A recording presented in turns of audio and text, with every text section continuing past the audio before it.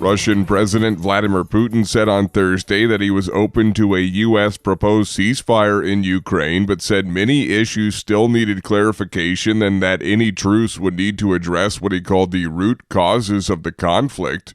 Reuters correspondent Zachary Goldman reports. A day earlier, Moscow presented the U.S. with a list of demands to end its war in Ukraine, including preventing Kiev from joining NATO, ruling out foreign troops in the country, and recognition of Russian sovereignty over 4 provinces it claims to have annexed. Earlier this week, American and Ukrainian officials agreed to an immediate 30-day ceasefire, and U.S. Secretary of State Marco Rubio said that Russia's response to the offer would say a lot about Moscow's true intentions. Donald Trump had said in the White House on Wednesday that he hoped the Kremlin would agree to end what the U.S. president called a bloodbath. Putin thanked Trump for his efforts to end the war and said he might call Trump to discuss the issue. Kremlin aide Yuri Ushakov was more blunt when asked about the U.S. proposal for an immediate truce. A temporary ceasefire. What does it give us? It gives us nothing. It only gives the Ukrainians an opportunity to regroup, gain strength, and to continue the same thing. Putin sent tens of thousands of Russian troops into Ukraine in 2022 in what he called a special military operation, triggering the largest military conflict in Europe since World War II and the starkest confrontation between Moscow and the West since the end of the Cold War. After severe setbacks early in the invasion, Russian forces have been advancing since mid-2024 and control nearly a fifth of Ukraine's territory. U.S. Special Envoy Steve Witkoff is in Moscow Thursday to meet with Putin to further discuss the proposed ceasefire. Reuters correspondent Zachary Goldman. This is VOA News. Tropical Cyclone Jude slammed into parts of southern Africa this week, causing no deaths but widespread damage, especially in Malawi and Mozambique. Lamek Messina reports from Blantyre, Malawi.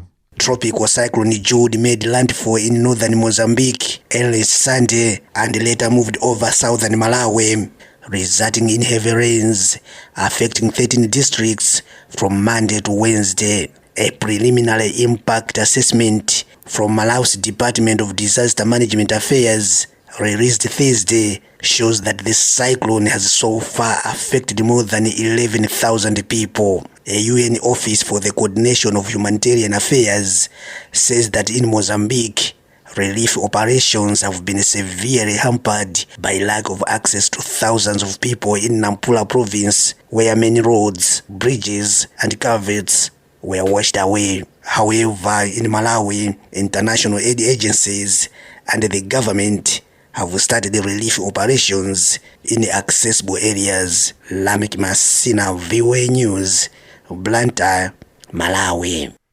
European Union leaders announced a $5.1 billion investment package during a visit to South Africa on Thursday. Reuters correspondent Lucy Fielder has more.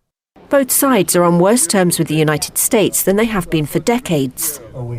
President Trump's administration has slashed aid to South Africa over its efforts to address historic racial land injustice. It has also interposed itself in Europe, criticising it for isolating the far right and ignoring voters' concerns about immigration. At talks with European Commission President Ursula von der Leyen in Cape Town, South Africa's President Cyril Ramaphosa said his country valued European support for multilateralism at a time of rising nationalism. Von der Leyen said Europe wanted to help the South African economy grow. Reuters correspondent Lucy Fielder. President Trump's tariff threats have now hit European wine. Reuters correspondent Jillian Kitchener reports. The president on Thursday threatened to slap a 200% levy on all wines and other alcoholic products coming out of Europe if the EU does not ditch its planned 50% tax on American whiskey.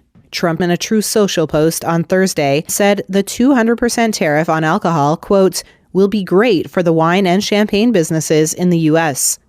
Reuters correspondent Jillian Kitchener.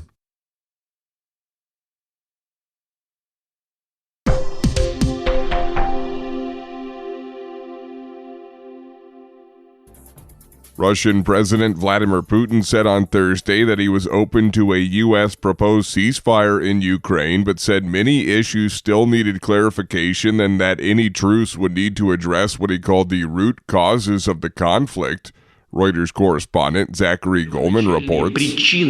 A day earlier, Moscow presented the U.S. with a list of demands to end its war in Ukraine, including preventing Kiev from joining NATO, ruling out foreign troops in the country, and recognition of Russian sovereignty over 4 provinces it claims to have annexed.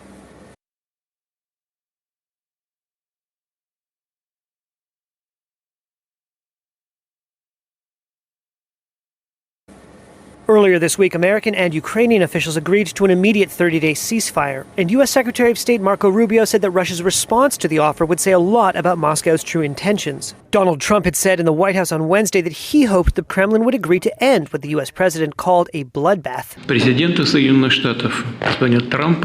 Putin thanked Trump for his efforts to end the war and said he might call Trump to discuss the issue. Kremlin aide Yuri Ushakov was more blunt when asked about the U.S. proposal for an immediate truce. A temporary ceasefire. What does it give us? It gives us nothing. It only gives the Ukrainians an opportunity to regroup, gain strength, and to continue the same thing.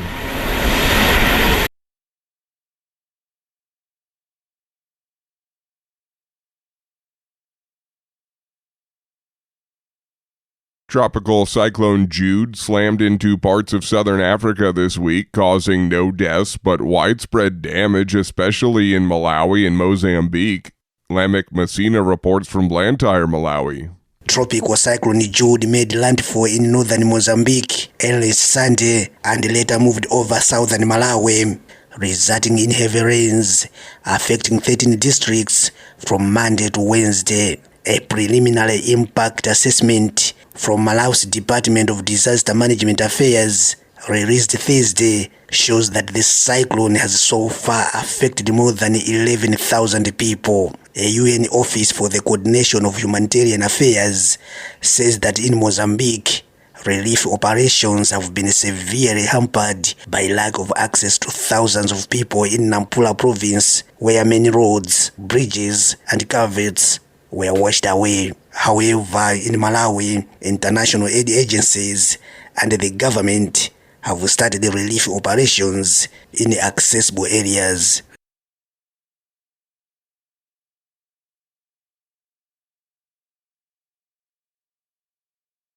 European Union leaders announced a $5.1 billion investment package during a visit to South Africa on Thursday. Reuters correspondent Lucy Fielder has more. Both sides are on worse terms with the United States than they have been for decades.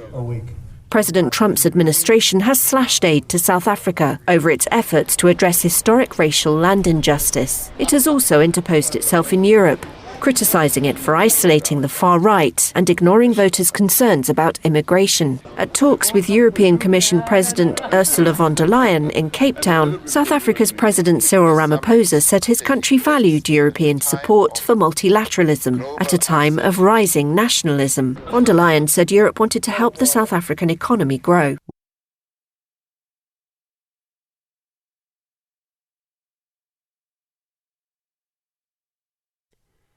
President Trump's tariff threats have now hit European wine. Reuters correspondent Gillian Kitchener reports. The president on Thursday threatened to slap a 200% levy on all wines and other alcoholic products coming out of Europe if the EU does not ditch its planned 50% tax on American whiskey. Trump, in a Truth Social post on Thursday, said the 200% tariff on alcohol, quote, will be great for the wine and champagne businesses in the U.S.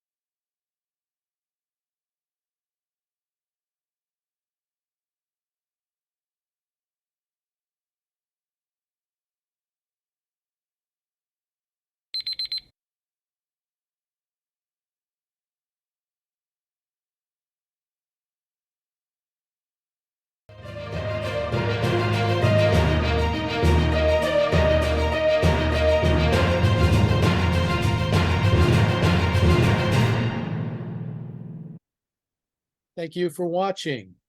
Can you do me a favor? Please leave a comment in the comment section below. That would really help. Thank you, and see you again soon.